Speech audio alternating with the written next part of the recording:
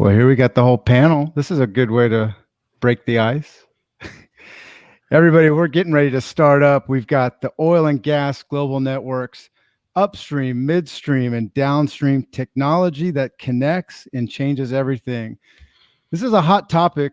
You know, a lot of times in today's world, if we look at the state of the union, in the oil and gas industry, we have a great cruise shift. You know, you have baby boomers that are moving out of the industry. You have millennials that are moving in. Connectivity is more important than ever because in today's world, it's the reliance on technology that makes the connection from the remotest of remote job sites all the way back to a home base. So a lot of times I've even been in conversations where we compare this to like a mission to the moon, because sometimes you have boots on the ground in one place, but sometimes the smartest people that you need to be in touch with are somewhere else. And so today we are going to get into how do we connect all of this? What in today's world is the oil and gas industry experiencing? Our panel today is really amazing. I hope you just, strap on your seatbelt. This is going to be a fast-paced panel discussion with the Oil and Gas Global Network. And first, I'd like to bring you on, Mark, for just a moment. This was really your vision. You're kind of a technology geek in a way. You know, you've got the Oil and Gas Tech podcast. This is really a passion for you. And this was during COVID, where COVID has kind of taken not only these needs that the oil and gas industry is seeing today, but with COVID, you have that just being compounded in many ways. So what kind of led you to this? Yeah, so what's happened is we're in a different world right now. The oil and gas industry is in a different place. Mankind is in a different place. And what can we do to help our audiences? You know, one of the charters we have is we have this large global audience. What can we do to help make things better, both for the people and for the companies? So we thought we'd put this panel together to talk about some real issues that are going on.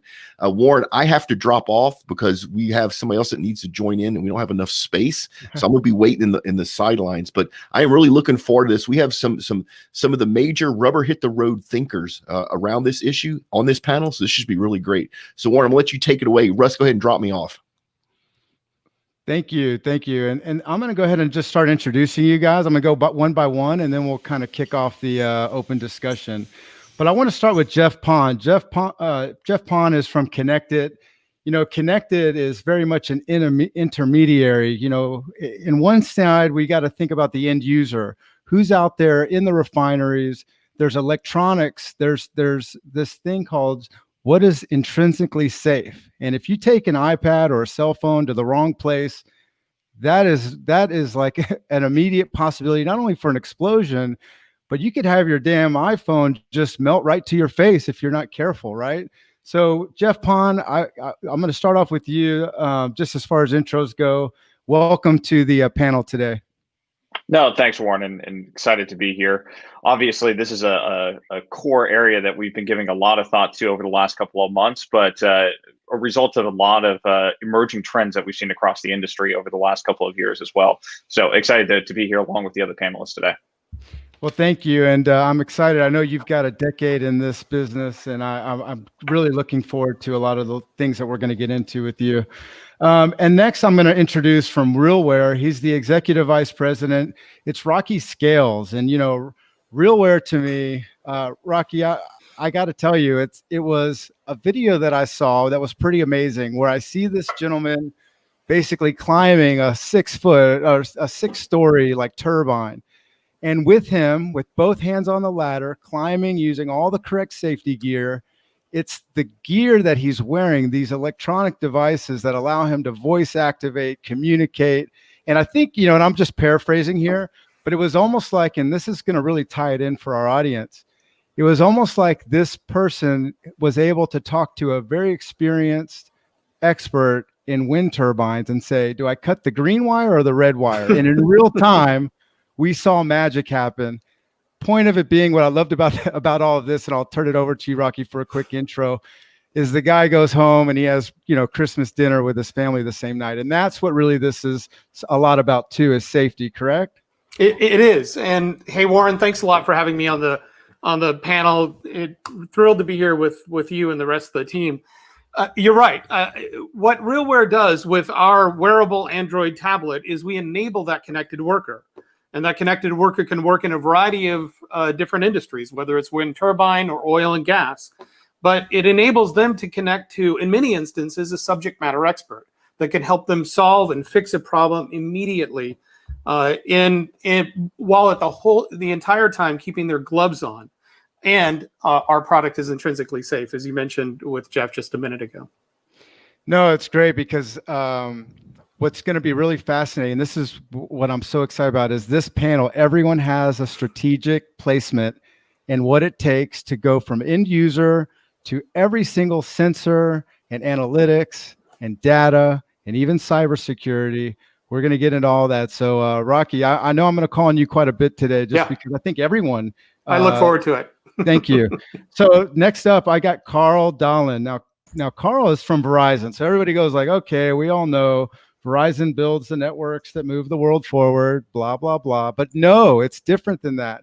Because now what Verizon is doing is when we have remote job sites and we have the ability and the need now more than ever to have this 5G capability, have it not just publicly, but sometimes privately.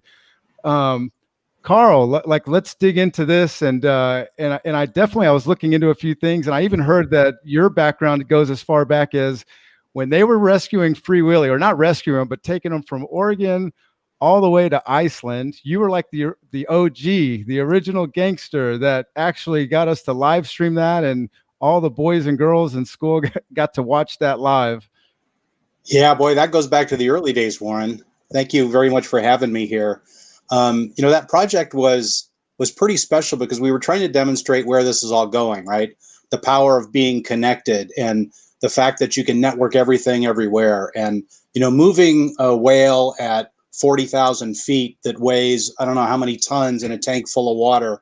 And I was sitting on the aircraft jet along with Jean-Michel Cousteau, who was, heading up the whole project. And we were able to take that thing and transmit it over the actual Air Force network at the time and convert it into a live, real network stream on the bottom. So that was a lot of fun. But we've come a long ways since then, a real long ways now, especially with 5G coming out and edge compute coming out. And so most people think about it and they think about, the consumer, right? The entertainment, what I want to get at sporting venues, and I've got faster speeds, better gameplay, all that kind of stuff. But how it really empowers the business and start connecting devices and things like that is much more impactful.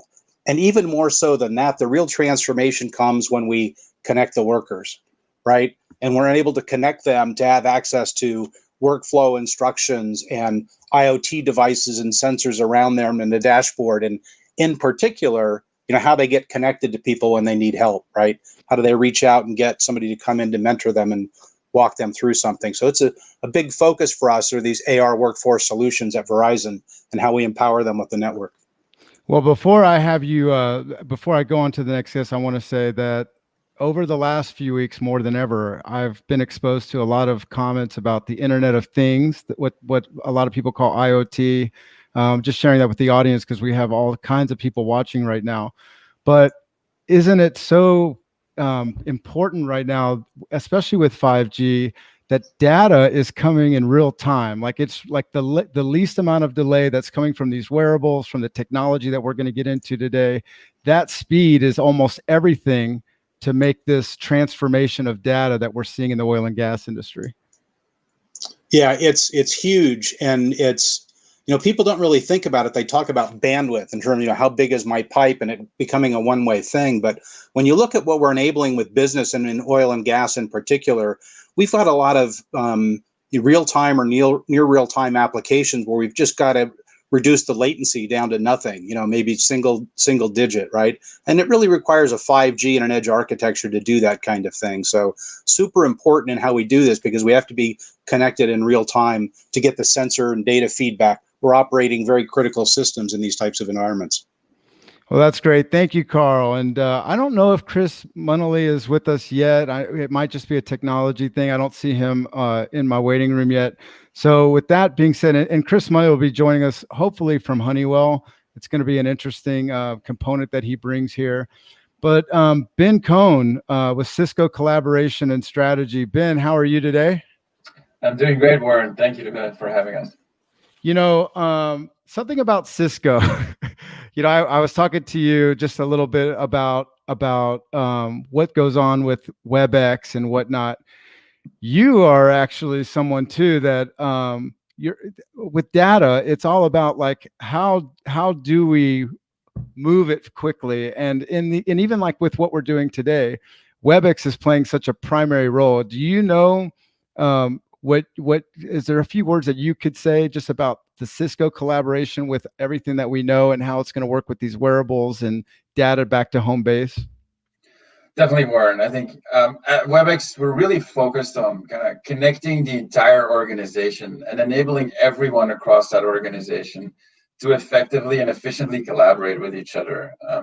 And I think the ability to really connect the frontline workers, whether it is across upstream, midstream, or downstream, to actually immediately connect with the right expert at the right time, hands-free over video conference, that really empowers those frontline workers in their day-to-day activities, and that really drives business continuity. And so the ability for us, for example, to partner with companies like RealWare and enabling that solution can really drive transformation across the enterprise. And really excited to be here and talk more about that with all the other panelists here as well. No, it's great. And one of the things about this RealWare and what I've learned about it is security and knowing that not only I had just seen a live where WebEx was the product of choice for something involving the federal government. That says a lot to me. And I know cybersecurity is going to be part of the subject today. So next guest I'm going to introduce you guys to do. And I see you here, Chris. Hi, Chris. How are you? Oh, hi there. Can you hear me okay? I had some problem coming in.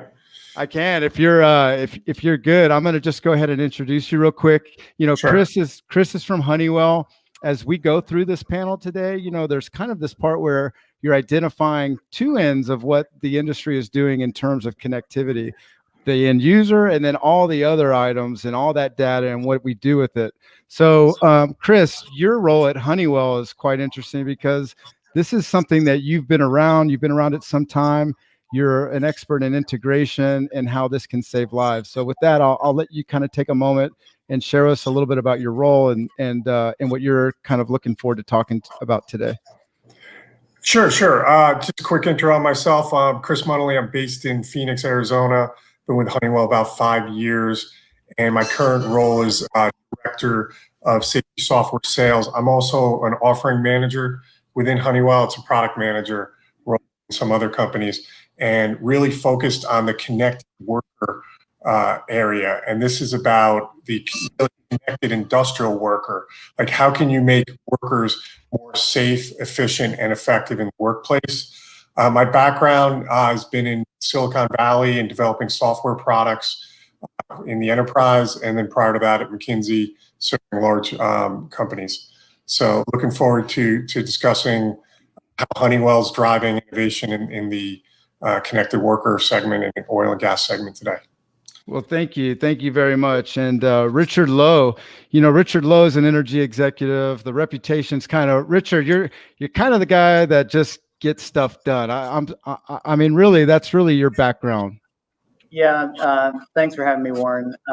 So I've been a CIO at several companies in the past few years, and we've actually looked at how to bring them together as a package to help the worker in the field add value while also getting the support that she needs from our expert people on site. That's awesome. And I just want to make sure, can everybody hear me okay, by the way? Yes. Okay, got it. Great. All right, and then I'm going to move on to Corey Massey. So Corey is with Technip FMC. You know, Technip FMC is a company that goes back a long ways, all the way back to subsea. They're doing a lot of neat things on the surface, and this is really changing a lot of things, and it's requiring a lot of innovation. So Corey, I'd like to just kind of kick it off to you. Let's kind of talk a little bit about what Technip FMC is doing right now, and then I really want to ask you what the FMC stands for, because I heard it's quite the answer. Yeah, we can get to that. So we're really looking to take a lot of the tech that we've done over the decades in subsea and combine it with the technology that we've got on the surface side. I've had the benefit of and the joy of working in both subsea and surface now, and in subsea there's a lot of technology working remotely and connecting to things very far away, in a network of valves and heavy equipment. Bringing that stuff over to the surface side, we're able to now we're starting to see a lot of that, right, and feed that data back into condition-based maintenance. So there's a lot of effort and a lot of work around there to improve what's happening on location and improve not only the product performance but enhancing how the industry collects that energy to begin with. With regards to FMC, so that's legacy FMC Technologies. I came from legacy FMC Technologies. We merged with Technique FMC several years ago. But the FMC, when I was hired on some 15 years ago, it stood for nothing. That's what they told me. But it used to be Food Machinery Corp. So they used to say 85% of the world's orange juices back in the day. But we've since progressed a long way. The merger's been really good, and we've been able to integrate completely, really holistically, and drive a lot of technology. And we've seen those benefits drive down into surface, which is traditionally, falling behind when it comes to technology. Well, thank you so much. Now I'm excited. This is going to be quite the panel. And finally, I'm going to introduce Reshan Toolsy. Reshan is from Schlumberger. Schlumberger is very much known to be the world's leading oil field services provider. They're always working on cutting edge solutions. And Reshan, how are you today? One of the things that I've heard we're going to get into with you, and I just want to kind of set our audience kind of up for this, is you're going to use the term openness, data openness. Is that correct? And maybe that's correct. Yes. And I know your background. I mean, you really do have quite the background. I know you've worked with NASA. I know that you've been part of the Mars missions, like just part of a lot of these different things. Could we talk a little bit about openness before we go ahead and get this thing kicked off? Yeah. So Schlumberger is a large organization, and they do lots of interesting things across the entire value chain. The division I belong to has been developing open technology and open systems since 2006. It has evolved as technology evolves. We are now looking at, instead of just only connecting people, it's also about connecting different domains, connecting technologies, even connecting third-party vendors to clients and customers. And it really is, the entire spectrum of connectivity, all in one, working ecosystem, right? And even though we've evolved in technology, it's grown from platforms to cloud-based. The ethos has always been the same, right? We want to solve really complex problems. We want to foster collaboration to do so. We want to create openness around getting access to data, liberating data so it doesn't sit in silos. And that's really where some of the openness messaging comes around. So that data is now stored in a central location that you can increase collaboration around it, and different people get access to the right data, and it's faster and it's safe to to transfer around. And we want to help customers and help people and have vendors develop better data-driven decisions.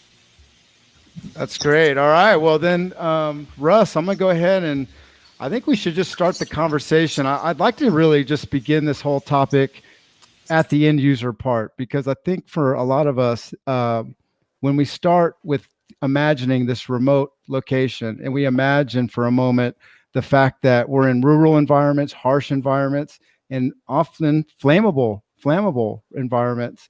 So just to kick it off, and then I'm going to let you guys just kind of pepper Rocky's comments. But Rocky, I'd like to really just start with you, and let's talk about what's really going on right now. Yeah, so as we mentioned at the beginning, and Reshan mentioned this as well, what we're doing is we're enabling connected workers in a variety of different locations that, could be, subsea environments, could be in surface environments, could be, in the backyard of the facility where they're inspecting equipment. But we're enabling them to collect data, and we're enabling that data to be efficiently uploaded into back office systems where, as Rayshawn mentioned, some of that data can be liberated, it can be analyzed, it can be quickly utilized for that next worker that's doing a similar job tasks. So, and that's just one of many kind of use cases that really comes from this entire ecosystem of enabling the connected worker with high bandwidth data connectivity, with efficient software applications like Ben mentioned from Cisco, and then devices like ours, which enable somebody to speak into a computing environment and do tasks that previously might have been done with a clipboard and a pen, but now they can do it in a voice environment. They can augment that with pictures and videos, and that data can be instantly captured. And then I'm just gonna pivot over. That's beautiful. And then Jeff Pond, if you don't mind just unmuting for a minute.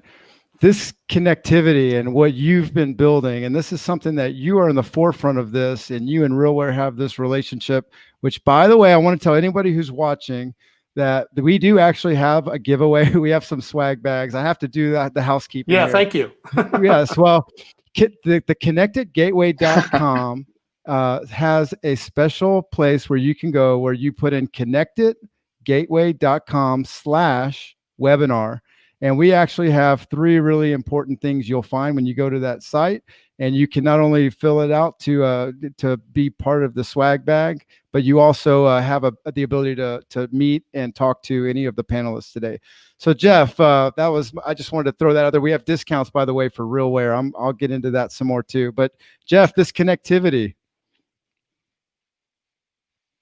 Yeah, no, I mean, I think a big challenge that has emerged, especially when you think about the current environment of people, having to practice social distancing, remote workforces, limiting the number of people on the job sites, is, as Rocky mentioned, how do you get that information disseminated to folks? And the only way to do that is by providing them with connectivity. And today, a lot of the tools and devices and equipment that people are using are starting to become data enabled, and they're starting to become wirelessly connected. But in the short term, a lot of those devices have short range connectivity options, Bluetooth, Wi-Fi, et cetera. So they're still looking for that access point that can provide that backhaul to both the public and private cellular networks, both the LTE and 5G levels as well.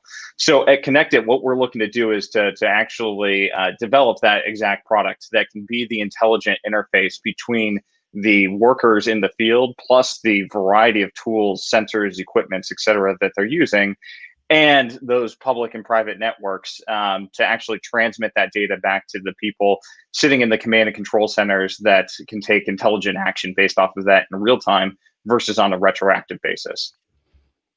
Incredible. And then I almost want to say the component that's really there next is when you see these wearables, and the ability for remote experts to be kind of brought into a job site where maybe there's just one guy or 4 guys in the whole country that know how to work on a certain piece of equipment. So here it is. Connected is kind of bringing this into a new realm in terms of technology. We've got the RealWear. Where is that happening in real time? Like, what are all those different components that we're going to go with? And from here, I'm just willing to let you guys kind of make a hand gesture and let's kind of walk through all the different steps, because it's an orchestration, isn't it? Yeah, so I'll take the first stab at that. I mean, I think it's definitely an orchestration of a number of different components.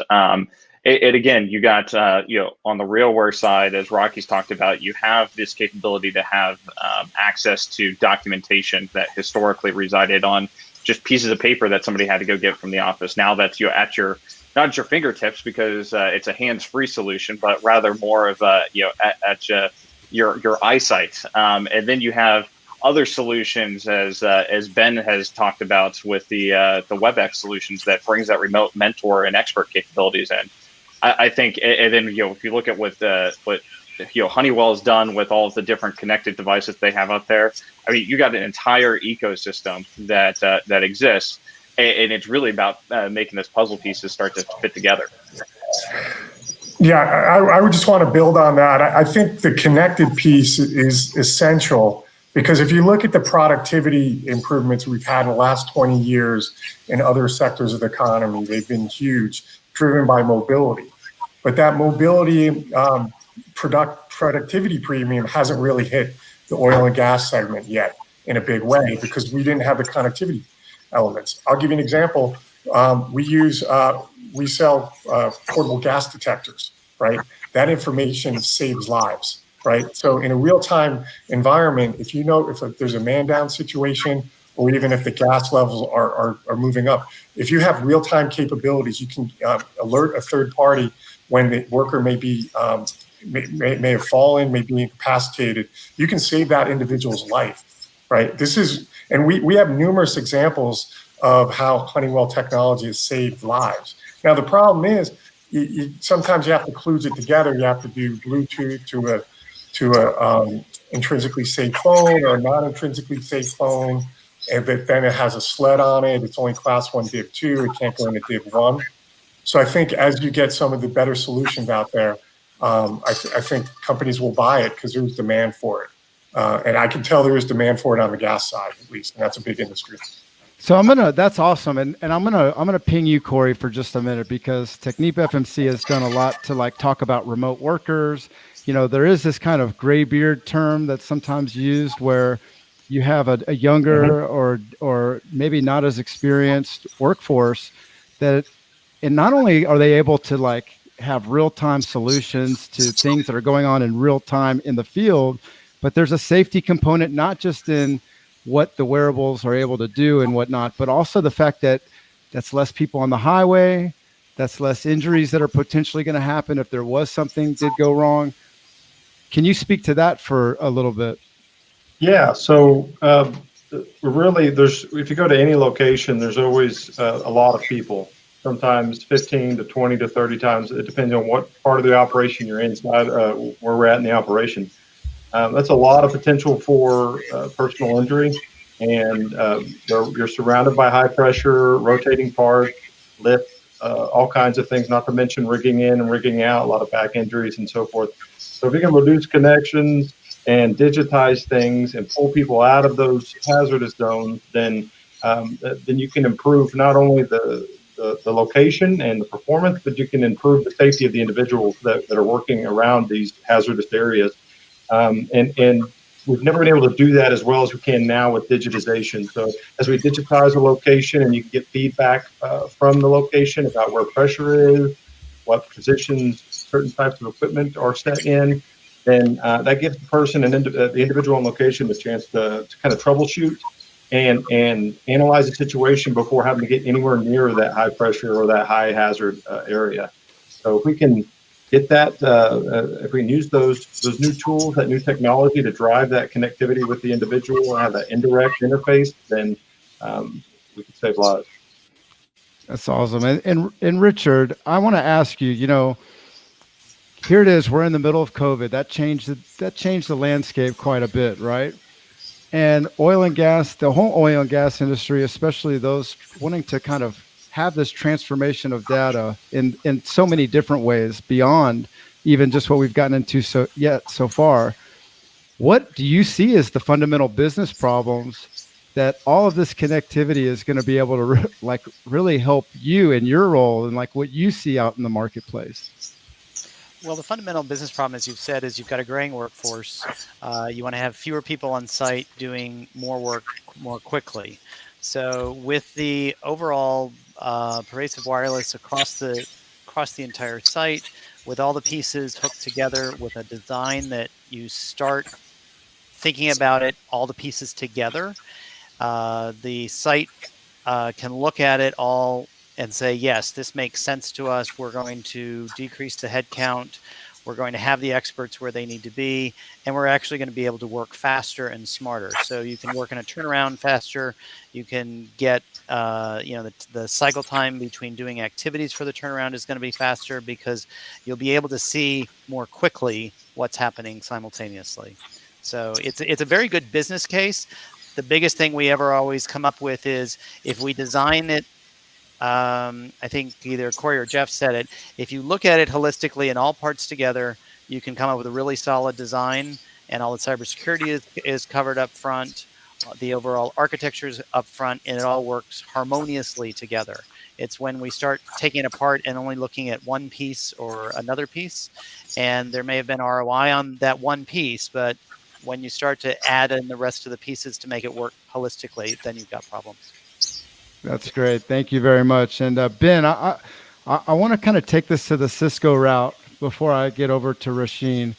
But you guys right now, I mean, like, I know I've heard a funny story where you're basically able to like walk through a Belgian chocolate factory in real time and share it and inspect it and show these, show whoever's on the other end really things that were necessary for your meeting.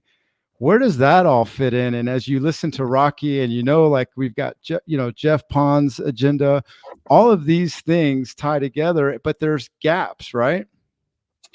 There definitely is, and I think we've talked about the ability to connect everybody, but what we really focus on is how can we make the experience of the end user here the most seamless. And I think one is having a device, of course, that's kind of hands-free, but then secondly, it's enabling ad hoc communication, because the individual, whether it's on an oil and gas rig or through a refinery, they need instant connectivity with the right person at the right time. And so it's the ability through voice commands to actually get connected to that right individual, if you know who, or actually organize your entire organization and the experts who can help that frontline worker in specific team chats, so that the frontline worker only needs to say, request help, and through that simple voice command, an actual request help chat message gets sent to all the experts who can help the frontline worker at that right time. That's really what that end user needs, because they need instant help and instant assistance. If something is going wrong on your oil and gas rig, you can't wait to schedule a call to talk about the problem. You need someone instantly there. And so I think it's once you have that communication, it's enabling, how do I make it ad hoc? And then once you have that ad hoc communication, how can I really augment that? Like, I think Rocky mentioned it, right? Through document sharing. How can I maybe annotate both from a frontline worker perspective, as well as from a remote expert side? The ability to really take over what the frontline worker is seeing, annotating real life, so that he or she is clear of this is how it needs to be implemented. But then I think taking it even a step further, how can you leverage the data of each of those conversations? How can you make sure that what data was said in that conversation, what really resulted in a fast resolution of the problem? How can we leverage that one call that went really well and teach everybody else in the workforce to leverage that? And I think that's the next step where we can all kind of build towards to really unlock that next bundle of effectiveness. Terrific. And just before we get into the next thing, and I want all of you guys to feel free. I'm going to call on you to like just give some feedback on where we're at so far. But before I do that, I want to just read something really neat that's going on. RealWear is the only intrinsically safe device. That's true, right, Rocky? That's what I've read. It's the only intrinsically safe wearable device, and certainly it's put us in a very favorable position. Where we're becoming kind of an industry standard, if you would, in a variety of oil and gas segments with many of our partners, some are which on this panel today, Schlumberger and others, but Shell, Total, others are important partners of ours. And then adding on, I think it's important to always keep mindful the economic benefits. And Richard was speaking about some of those ROI models. Ben referenced it as well, but being able to fix it the first time you try to, being able to connect to that community of experts if need be, to resolve a matter instantly that doesn't require other people to be brought into a particular location or for another visit to be had, is a very, very powerful economic benefit.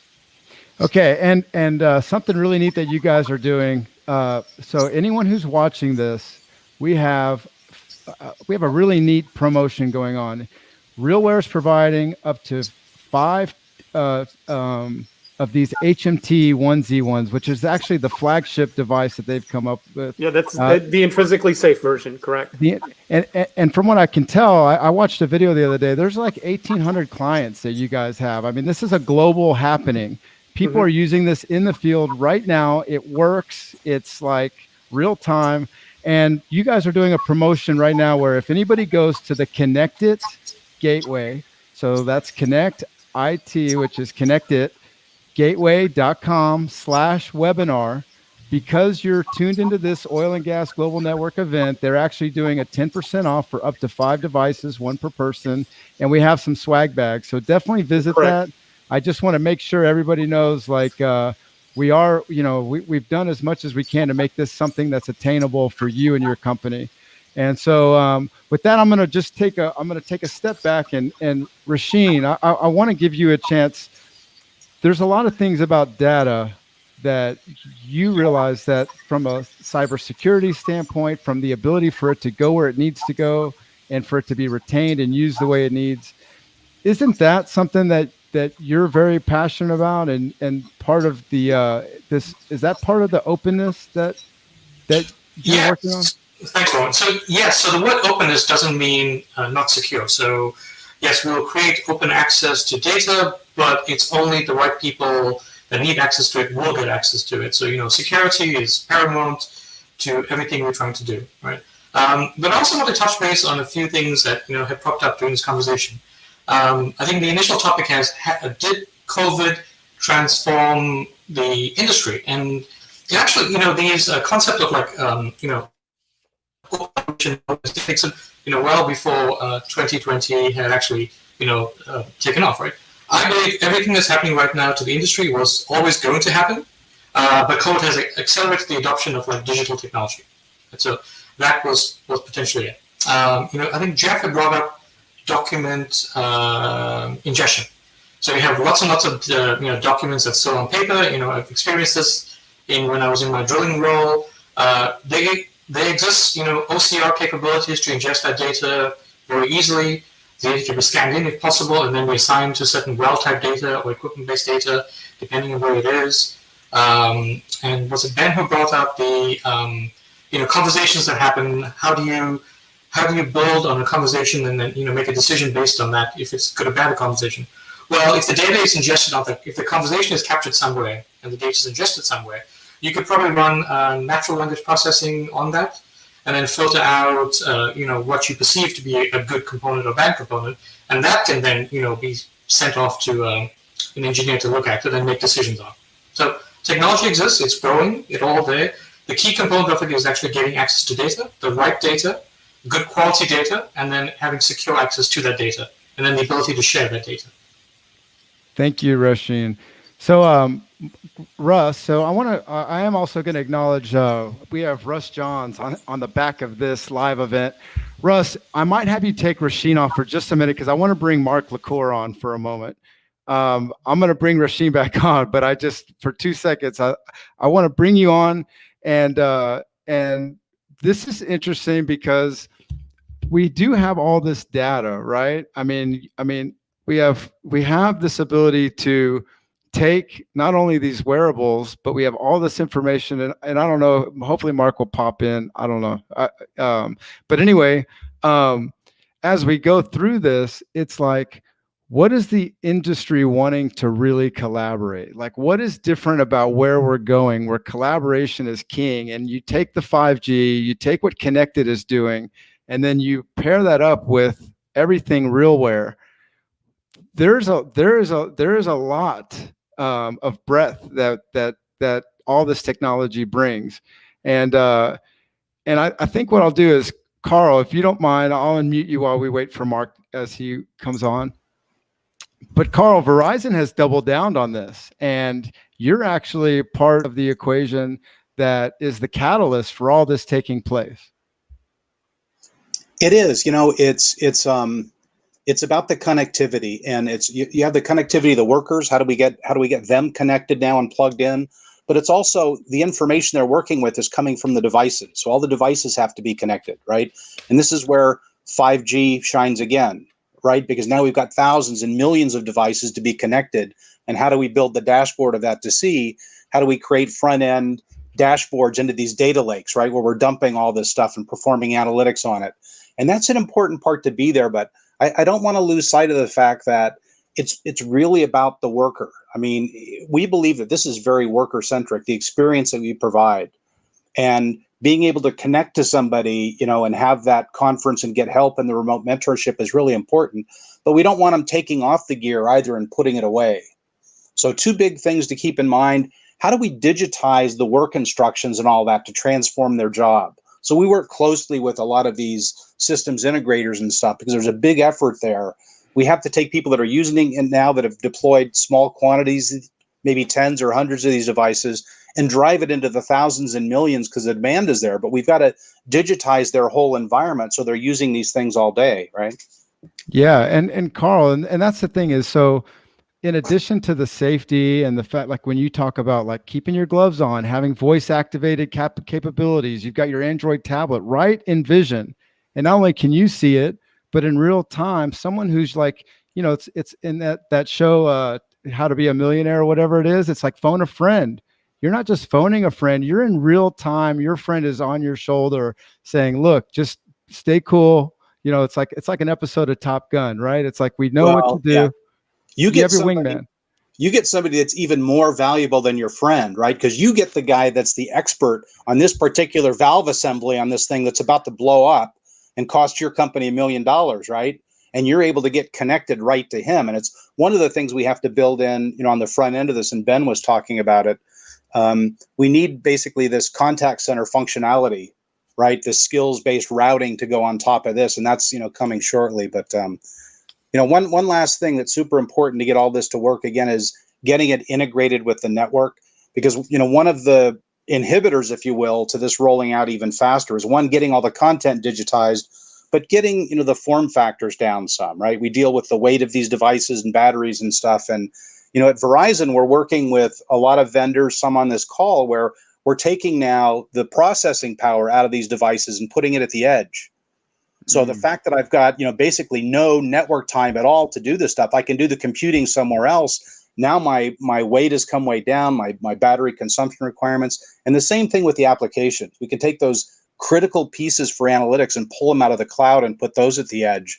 And these are two really important pieces for driving the connected worker solution, you know, to scale. It's great. Hey Warren, something that may have gone unnoticed, but Rocky pointed it out. If you're in the middle of doing a repair and you've gone as far as you can, let's just say you're a younger worker and you've gone as far as you can. In the older days or in the past days, work would stop on that repair. So all work would stop around that unit for that repair until they got the expert in there to go actually do the repair.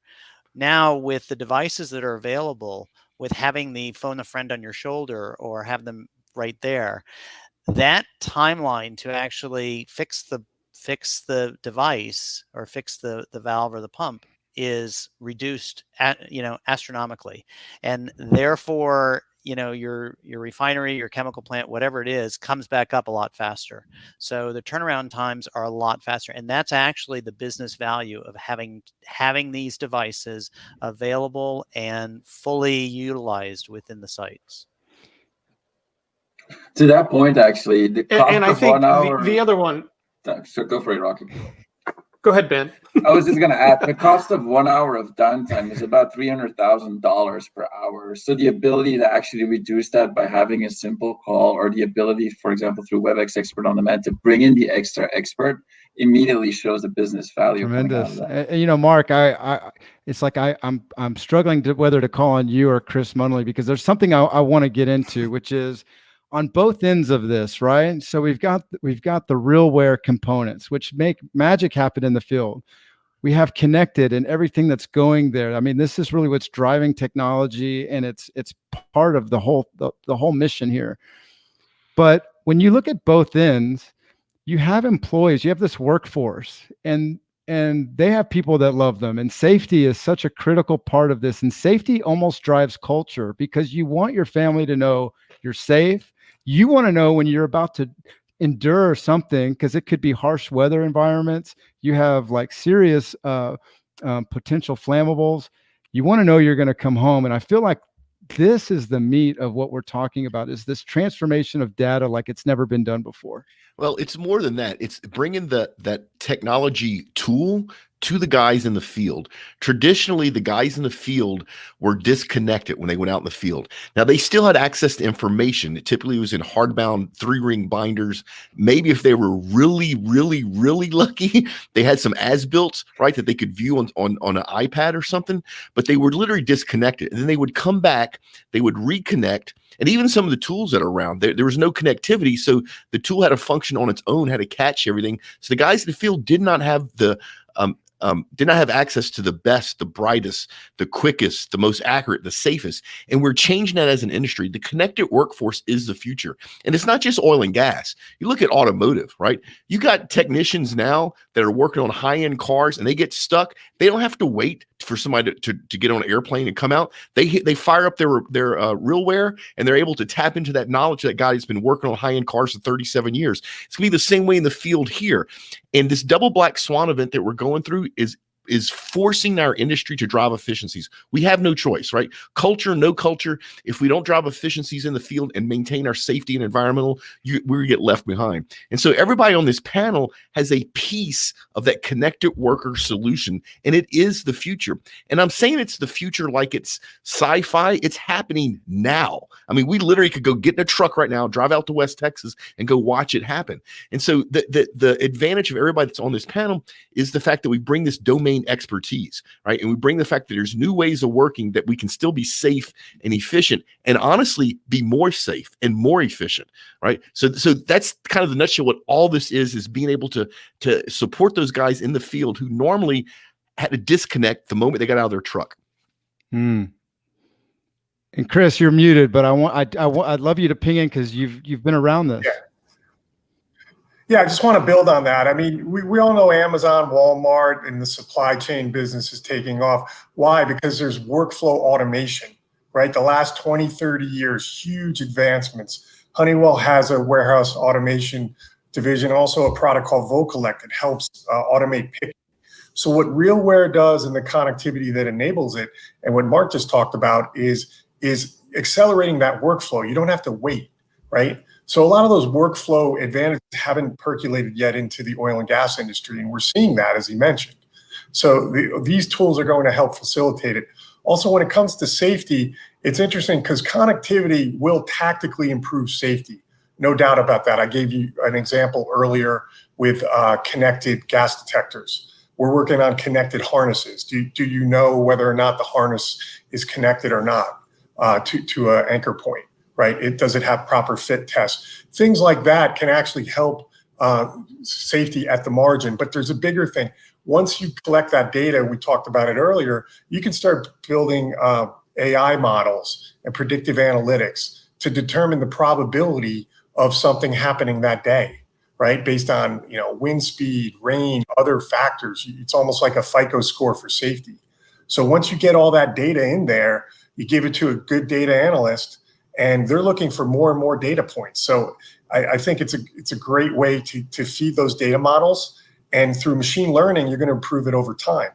And the ultimate thing is that's going to drive productivity for the bottom line for companies. Typically, companies will pay more for productivity. Like I work in sales.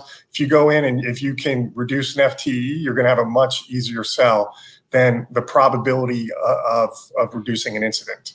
But the good thing about this connectivity, it's doing both. You can have your cake and eat it too. You get the productivity and the safety. Chris, I think it's interesting. So that data, which is normally ignored, right? So to your harness, nobody's collecting the data right now. If that harness fit properly, was it inspected properly, right?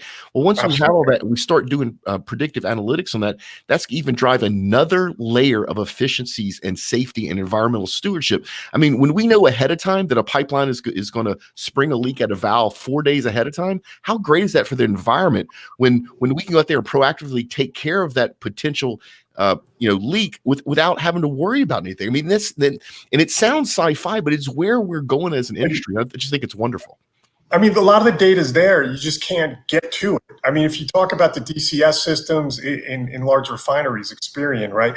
Imagine cross-referencing some of the DCS data with the personal worker data, right? It's almost like Moneyball for sports. I love sports. Are you going to have the pitcher, a left-handed pitcher, throw against a right-handed batter, right? You can get into analogy business models like that in the workplace. So it really helps you make those decisions where a worker goes out in the workplace and you can give them the tools to make decisions. Yeah, You know, one quick story. I was talking with a customer in February, and they were, you know, we were talking about collaboration, right? And they were saying it was going to be 4 or 5 years before they were comfortable enough with security and everything else to allow some work at home models. And come the middle of March, the end of March, they said, how quickly can you get our entire remote, you know, people working remotely, right? So the acceleration of this and what we can do today is super important. You know, there's a lot of things to do connecting analytics and building it forward. But if you look at companies like Cisco and what Ben's doing at WebEx and at Verizon, you know, during this pandemic, we responded over the last couple of months and moved 95% of some of these workforces to home. You know, so being able to have that flexibility built into your business model is super important. And when you start looking at oil and gas and these other industries, you cannot wait. You've got to put your foot on the pedal today and enable these kinds of things, because it's great to do analytics and all the other things we're going to build on top of it. But just getting a guy connected to the expert immediately is going to save you a ton of money, right? These are foundational things for your business. And if you're not working on this today, if you're not beginning to deploy it, you're already behind and you're going to get disrupted, right? Carl, did you just put the word nimble in the same sentence as oil and gas? No. I'm telling you, they have to do it, Mark. They have to do it or they're going to be in trouble, right? Yep, agreed, 100%. They're going to get left behind. And one of my favorite things about all of this is something that's cool, right? How many of the world's young people want to come work in our industry, honestly, today? They don't, right? Because they think it's dirty. They think we're destroying the environment. Now, let's bring them into this conversation we're having right now. And they're going, oh my God, we have 5G, we have big data analytics, we have machine learning, we have wearables. You know, this is really cool stuff. So just the fact of the advantages that we're bringing to this new younger workforce is going to help us as an industry attract and retain talent. And it's just a beautiful thing. And to allow those young people to come in the industry and be safer than my generation, I'll give you a perfect example. I was on a tower site. I was on a drilling site in West Texas last December. And we were talking to the service company, and I heard clang, clang, clang, clang, clang. We all ran because we all know from experience that clang, clang, clang, clang, clang means somebody dropped something from the top drive and it's hitting the tower as it's coming down. The young guy right out of school that was with us, our intern, looked up. That was the worst mistake you can make. Now with the connectivity in the field, you literally could have something listening for the clang, clang, clang, clang, clang, and it will go move. And it will and do that knowledge transfer that I learned the hard way by having stuff hit your hard hat 2 or 3 times over 30 years, you know?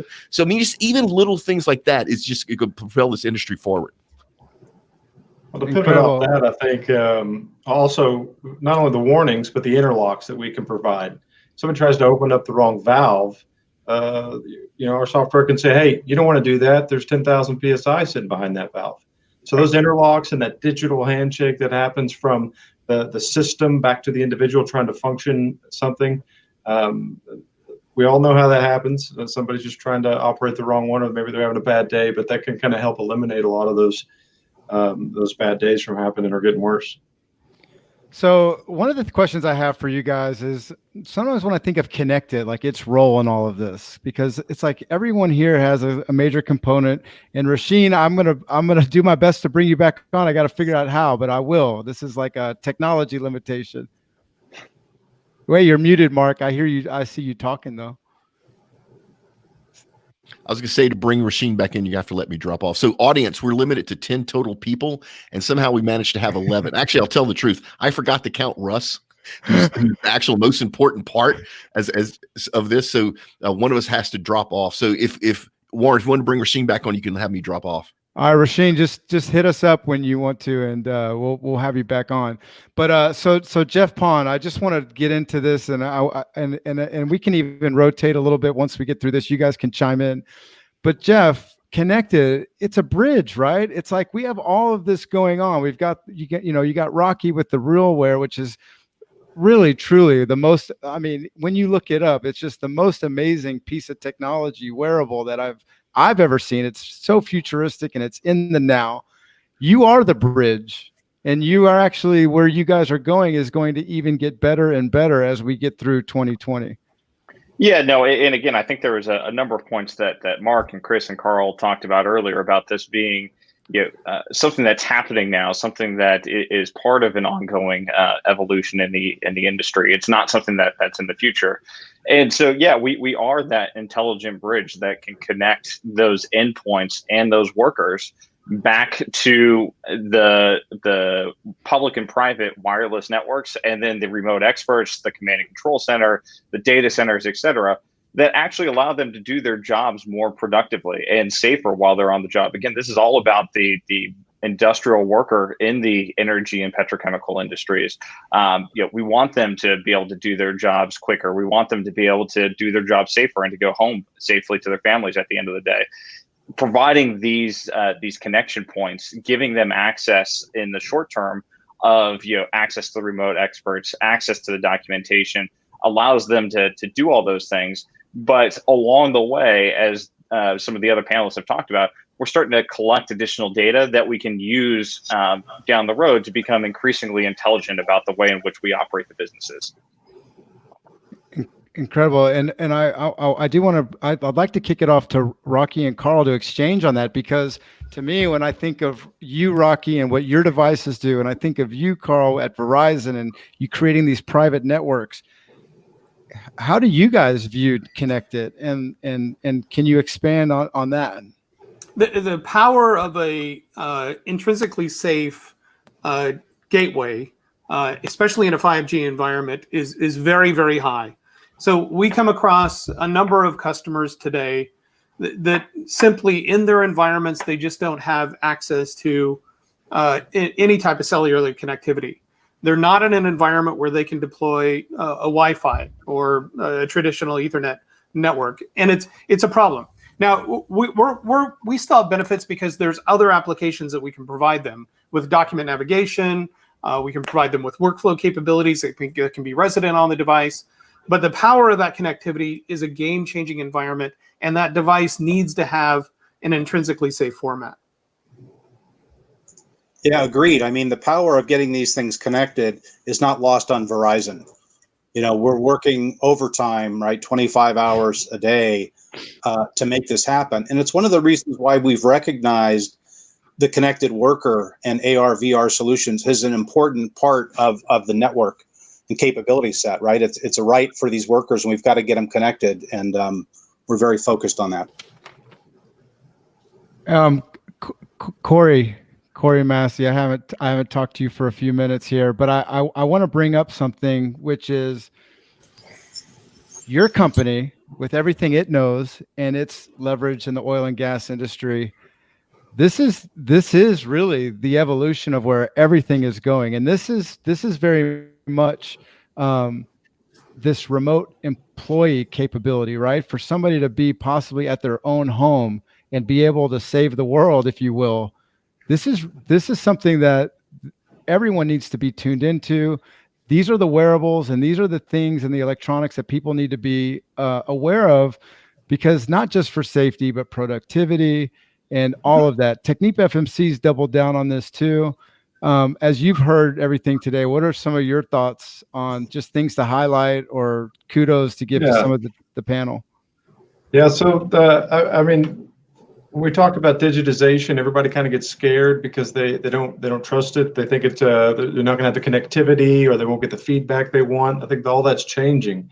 Some of the stuff that we're seeing with the infrastructure development on 5G, like Verizon's working on, and the RealWear interactivity that somebody can have with specifically with working through getting audio visual feedback. That stuff is important when talking to an expert. Sometimes the expert doesn't know what revision of what part you have, or they may not understand your exact situation. Once they see that you're surrounded by a desert, or you're up in the mountains somewhere, then they'll have a better idea what the individual's working on. So all of that feedback is super important to the individual out on location. The one functioning, moving a valve, or rotating a tool, or handling or troubleshooting. If they get that feedback and they know they can trust it, then the entire thing starts picking up speed and it starts accelerating. There's a lot of that. That was the first big hurdle I think that anybody in the oil field had to get over with. Like, oh yeah, digital, I got it. Yeah, it's going to freeze up. I'm going to have to take Control Alt Delete and restart the whole pad. I can't do that. So the development over these past years is really, specifically these several months, has been able to enable that. Well, thank you. And you guys, I know we're at like about an hour. I'd like to go maybe just 5 to 10 more minutes, and I'm going to pose just kind of a question for you guys, and we'll kind of go out and kind of close out. At the very end of this, I will bring Mark LaCour back on. So as you guys kind of do your final talk, feel free to bounce out if you feel comfortable doing that. But before we get to this last round, I want to say RealWear is providing a 10% off coupon right now. It's for the HMT 1Z1 intrinsically safe device. Now, this device is a wearable that allows you to access your Android tablet. There ain't going to be a spark that's going to start a fire. That's a pretty important thing. And we also have some swag bags. So if you're watching this and you're interested in not only the HMT 1Z1 flagship product that all of us are completely enamored with, but also if you find someone on this panel that you would like to connect to, go to connectitgateway.com. So it's Connect It Gateway. I don't want them to think it's past tense. connectitgateway.com/webinar. So this is a very private page just for the OGG and listeners and viewers right now. And with that, here's where I'm going to go. And I'm going to kind of give you guys I'm going to go kind of the way that we introduced everybody. So here's what I want to say. First of all, I'd love to hear your thoughts about everything we covered today. I know it's just like there's gaps here, and I know people will reach out to you if they want to know more, and there's so much that we've missed, but it's time sensitive. But with COVID-19, which, we've all been beat over the brow about this, but you have flight restrictions, you have a changing everything in addition to everything we know about the workforce right now. Can you guys just touch on that, and as well as just take your time and just giving your finishing observations about what we talked about, and of course give a shout out for what you do so we can all know. Jeff Pond first. Yeah, so I think we touched on this throughout the last hour, but with COVID-19 and everything that has come along with that, everybody's got a new working environment, or has had a new working environment over the last couple of months. And so the ability to have connectivity has been paramount for everybody. And along with connectivity comes the elements of productivity, or enhanced productivity, and enhanced worker safety. How do you make sure that people can still do their jobs in the safest way possible, as quickly as possible? And the reality is you can't do that without connectivity easily. And so I think everybody that's participated on this panel today is bringing a component to that broader solution. And to a number of the comments that were made earlier, it's not just about the individual puzzle pieces, it's about the completed jigsaw puzzle that this whole thing translates into, when we have all the partners, working together towards the same common goal. And so, Connected as a company is, excited to be a part of this panel, as well as to be excited in its development of part of that ecosystem that works seamlessly with everything else. Well, Jeff, I want to thank you for being here, number one, because you had a lot to do with this even happening. You had a lot to do with really my exposure to RealWear. I mean, every time I mention it to someone, they've already heard about it, they know about it, but it was like news to me. I started looking on YouTube and the videos and the learning, and not only that, but the business side of what it does is really incredible. And before you go, which is sad but true, I do want to say too that your career has the last decade been in this sector of industrial mobility and all of that. So to me, it just says a lot that this is where you're invested. This is where you're putting your time and energy. And I want to just say this is a big deal for us to know that you're at the forefront. So thank you to you and Connected. No, and thank you. And thanks to everybody else that's been on the panel, and thanks to all the listeners as well. So Rocky, I mean, it must feel like you're like a Beatle, right? Because all of us are fans, right? Like it's true. It's what you guys have done, and not only just what you've done and created, but like you have a great marketing back, like the marketing that you guys do, the quality of like the speaking engagements, and not only that, but like the stuff that you're even doing with this special pricing that you've done for the OGGN network today.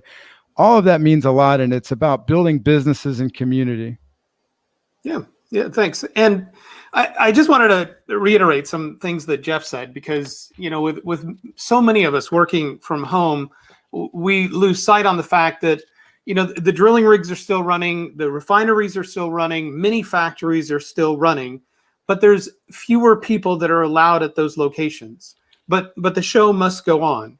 And that's where it does feel good. That's where it does feel that we're making a nice contribution, because we're enabling that frontline worker to connect with a team, with their team at their back office, with those subject matter experts that can help keep those refineries running, those factories running, those drilling rigs running.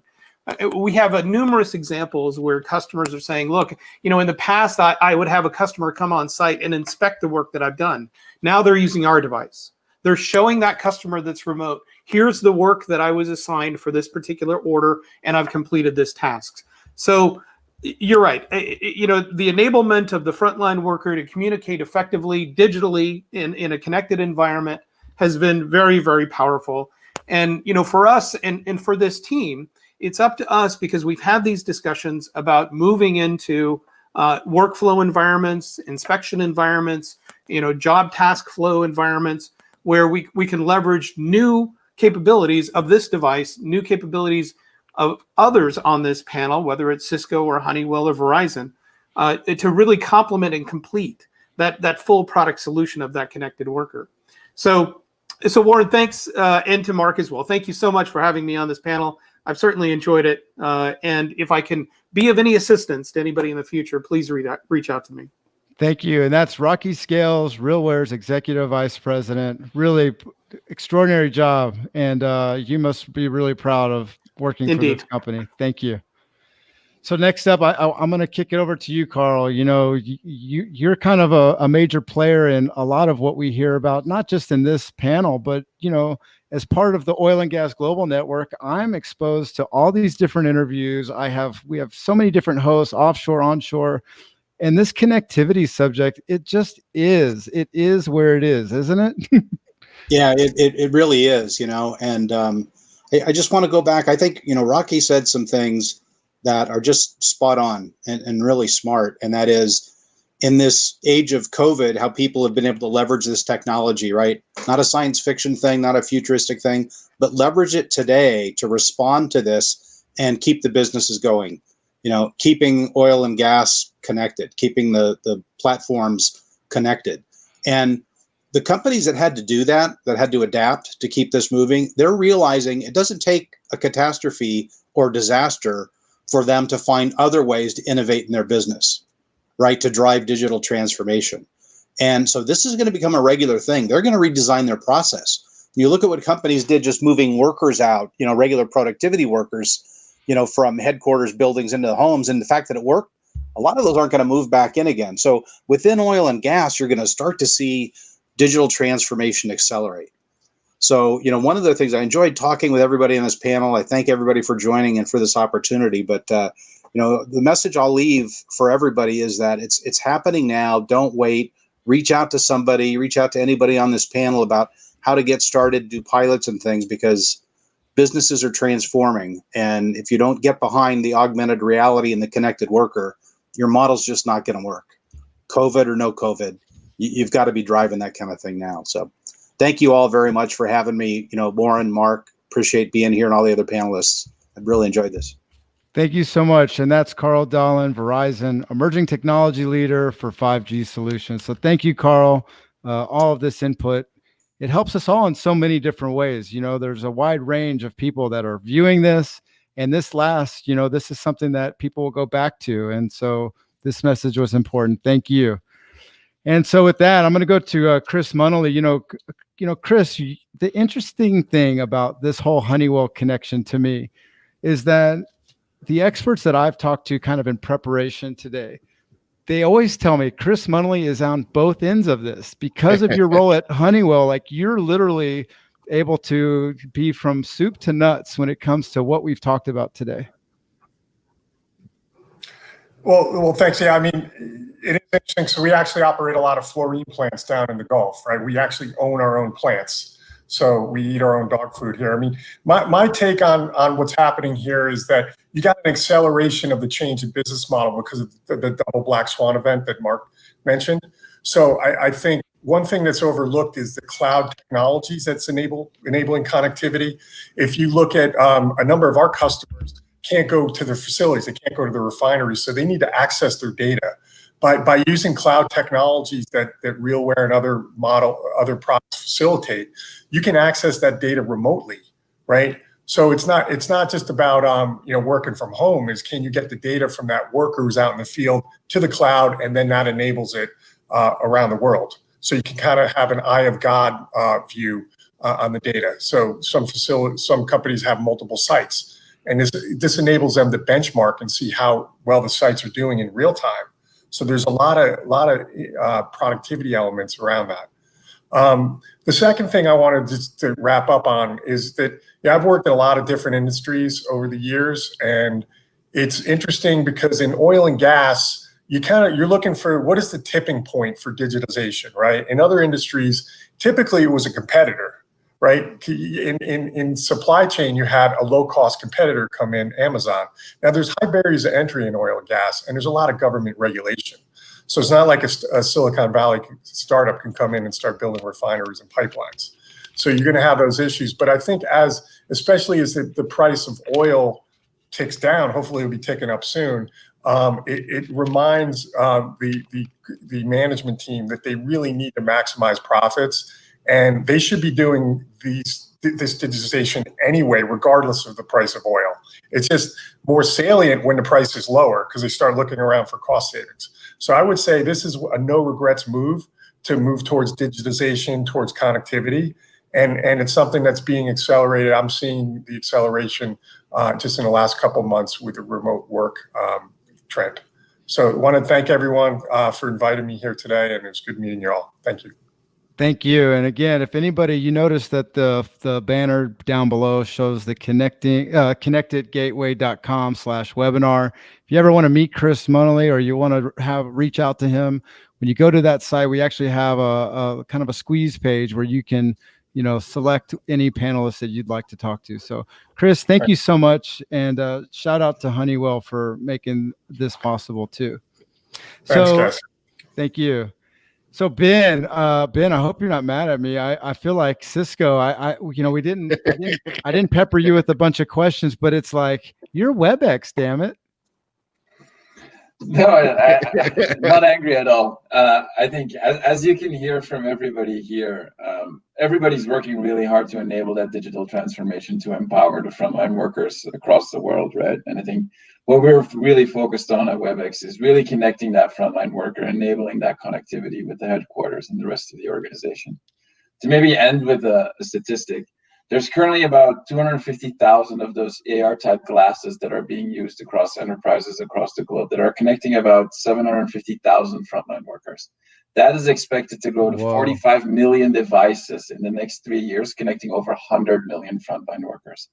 This is where the digital transformation is going, and that is really what it needs to drive. And so, Warren, really thank you and Mark for having me, enabling us to kind of share how we're trying to help connect that frontline worker. And if any of the listeners would like to see a demo of how WebEx Expert on Demand together with RealWear really enables you to drive that business continuity and safety, feel free to send me an email. I'm happy to organize that and enable the company to do that.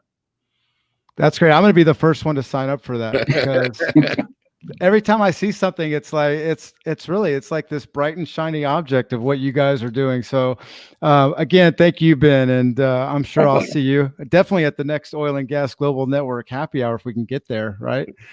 Richard Lowe, what I love about your perspective, Richard, is that your career is really very much seeing startups and beyond utilize technology and devices, and it's not really about the technology, it's about what it's going to do for the companies you're building and you're helping and consulting. What was your kind of takeaway from today? And as someone who's kind of got a background of herding cats, what does everything we talked about today bring simplicity to what you see in the marketplace? Well, in the spirit of transparency, I've been an advocate of RealWear for about 5 or 6 years at this point. What it it does do, bringing it back to your original question around COVID, is when we've gone into this COVID situation where we have not had as many employees or contractors in our sites, using the RealWear devices, you can actually still function and maintain production at the right rates and at the rates that you're trying to do in a safe manner. And that's actually been just so phenomenal to see, because we as an organization had to pivot from 100% on-site to 100% off-site, work from home. Of course, refining is a critical industry, so you can't stop it. It's got to run. But we pulled as many people out of those refineries as we could, and by doing so, the RealWear devices, the collaboration of Cisco, the connected, all of what we've talked about today, really does enable the workers to continue doing their job in a safe manner. So that's awesome. I appreciate that so much, and I know we all do, because for a lot of people that watch, they're actually, you know, they're in roles where all of this is something they're pursuing, or this is something they need to know more about. But there's a lot of us too that this is news to us, right? It's like having a chance to hear the tactical reasons why everything we're getting into today is so critical. So thank you very much, Richard Lowe. Again, if anybody wants to connect with any of our panelists, connectedgateway.com, the banner at the bottom of this video, /webinar. You got to have the /webinar. You're not going to be able to find it otherwise. So Corey Massey, Technip FMC, all of this has been in your wheelhouse. I know you're a long timer at Technip FMC. So going from subsea to the surface, this is really something where you guys have had to like know all the ins and outs and how to accomplish goal. Yeah, and it all boils down to not only developing products and improving products so that things are safer, more reliable, but we've got to enable those digitally now. And that's what we're focused on. We need to enhance the performance of the world's energy, and no more, more now than ever, but particularly with surface. It hadn't had the chance to really develop digitally like a lot of the other parts of the industry, whether they're downstream or offshore, where it's really a requirement.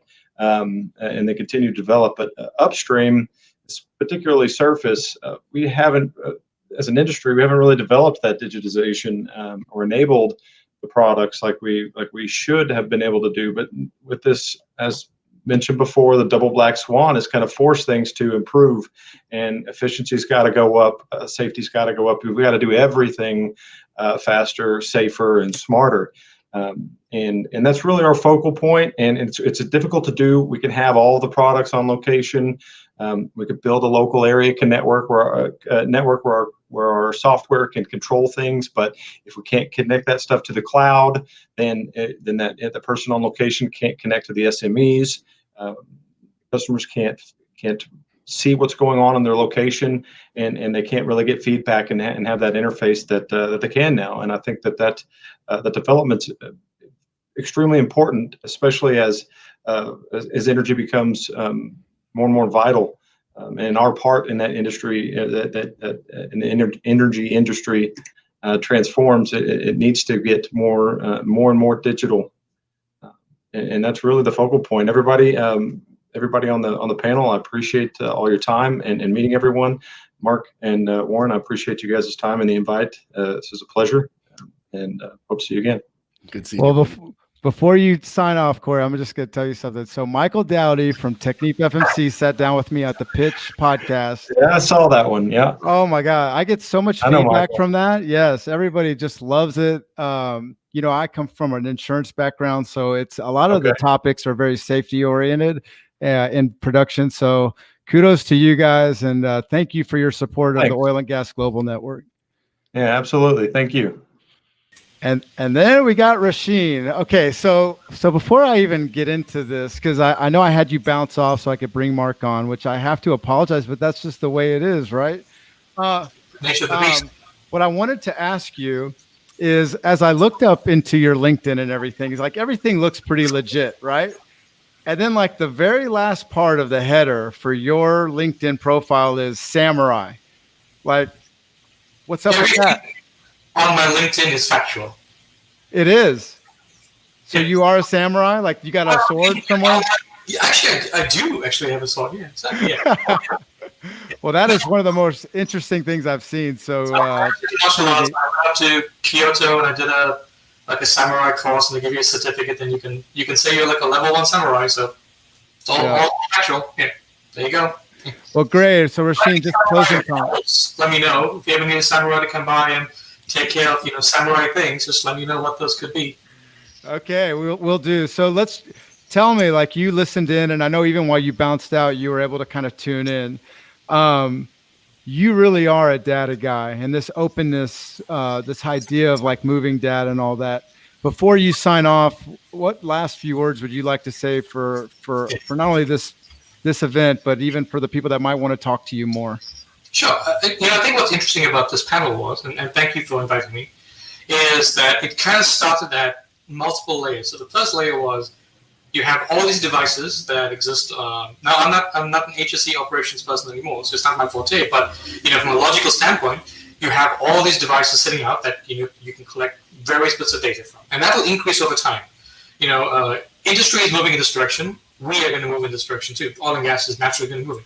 We'll see thousands upon thousands of more sensors going on. So we'll be observing, every single bit of operations and productivity as we go on. Right? And then you have the connectivity issue, which is you now have your 5G networks coming in to perform it. You can use satellite. There's multiple ways to get it. And then that data has to go somewhere. So it goes into some sort of central place. You can collect it, a data platform, a data ecosystem. And now we're seeing collaboration across the energy industry, like the OSDO, which I think Mark did a podcast earlier today, right? The concept of like now we're seeing all these operators and service companies and cloud providers and vendors and stuff, all collaborating across multiple things. And it's good, healthy collaboration and competition, right? So openness and connectivity doesn't just foster collaboration, it also fosters innovation, right? So you now have opportunities to bring your ideas to market. There's a platform and an ecosystem for you to work with. There's a community that's willing to buy and use your products and services. If you unfortunately, maybe you were retired or laid off and you're looking for it, but you have a specific domain knowledge in oil and gas, there might be opportunities there for you to create your own company. If you get access to the right data, bring your ideas to market. Right? You don't know yet how you will disrupt the industry until you bring it to market. So there's opportunities out there. There's lots of ideas, lots of ecosystems and technologies. The industry is going in the right direction. It's a healthy productivity. It's a healthy place to go to. And be fun. Next few years is going to be very interesting and fun. Yes. So, well, thank you again. And thank you to Schlumberger.